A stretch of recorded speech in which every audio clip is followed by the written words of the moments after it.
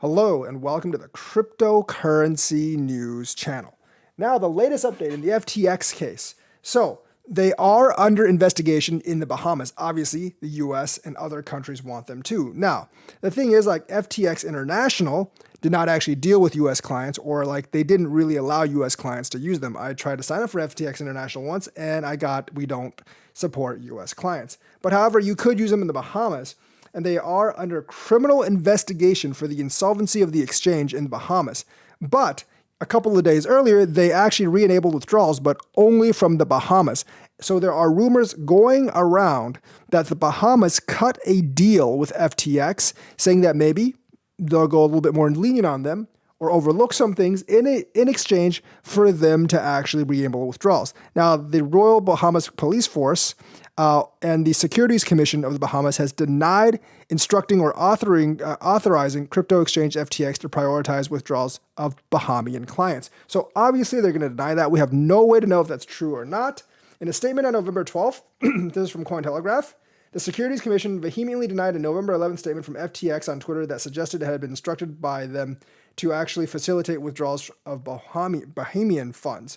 So basically, I don't know if it's FTX trying to stir up some trouble or if they're telling the truth. They might just be trying to stir up some trouble because they're kind of desperate. But the Securities Commission of the Bahamas completely denied it. So they were like, no, we didn't have any contact with them. And yes, we are actually investigating them for possible criminal misconduct. So it's going to be more than one country investigating them.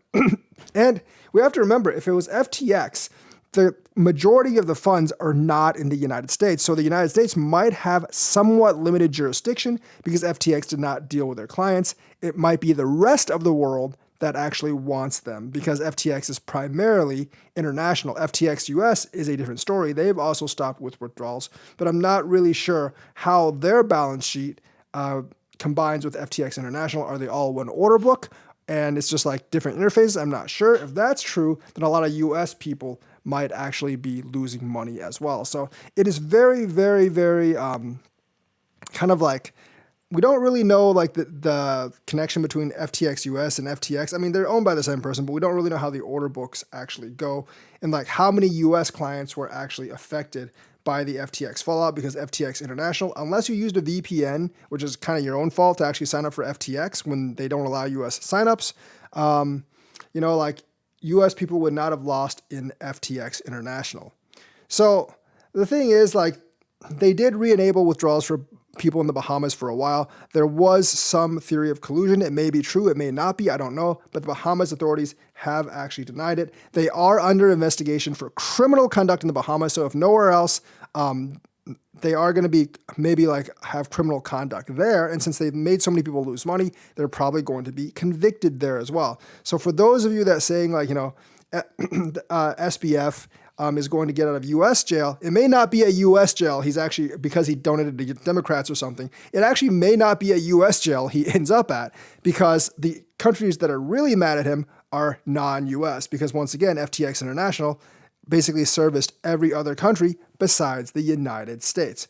Also, there could be other exchanges.